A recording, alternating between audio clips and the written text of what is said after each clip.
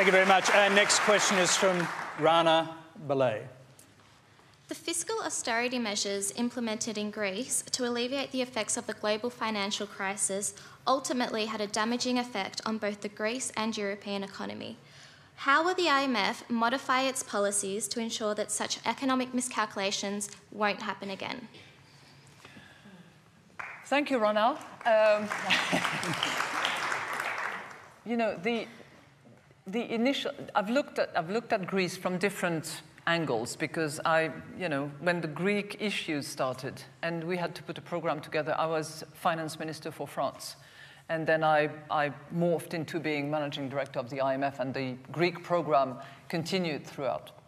So the real initial miscalculations were the ones that led to the wrong numbers,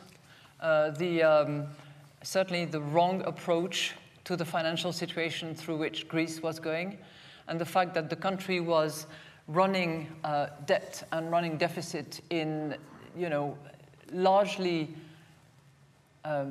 in numbers that were largely in excess of what had been represented, let's put it that way. So when you have a situation like that, you need to deal with it.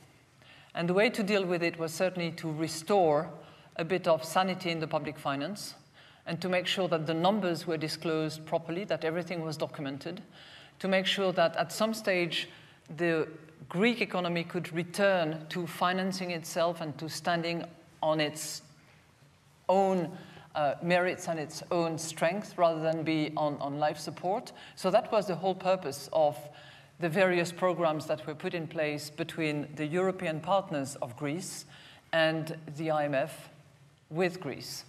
Now, it has been a long journey, and we can only celebrate now the fact that Greece is finally coming out with, a primary surplus, as we call it, which is, hasn't happened since 1943, from my recollection.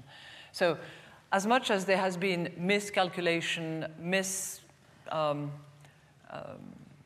quotation of numbers, clearly a path has been taken, which has been hard on the Greek populations, and where we have done everything we could to make sure that the burden would be fairly borne by all, and not just by the employees and the civil servants.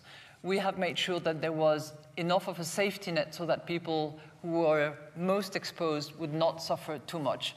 But still, it has been a very difficult process through which the country went and through which the Greek people, made huge sacrifices. Well, you wanted to... The IMF is a club of about 188 countries whose mission is stability in the world in order to induce prosperity. And we are in 3 lines of business. We do surveillance for countries, we do technical assistance, and we do lending whenever a country is in trouble. So the Australian agenda of the G20 is precisely growth and also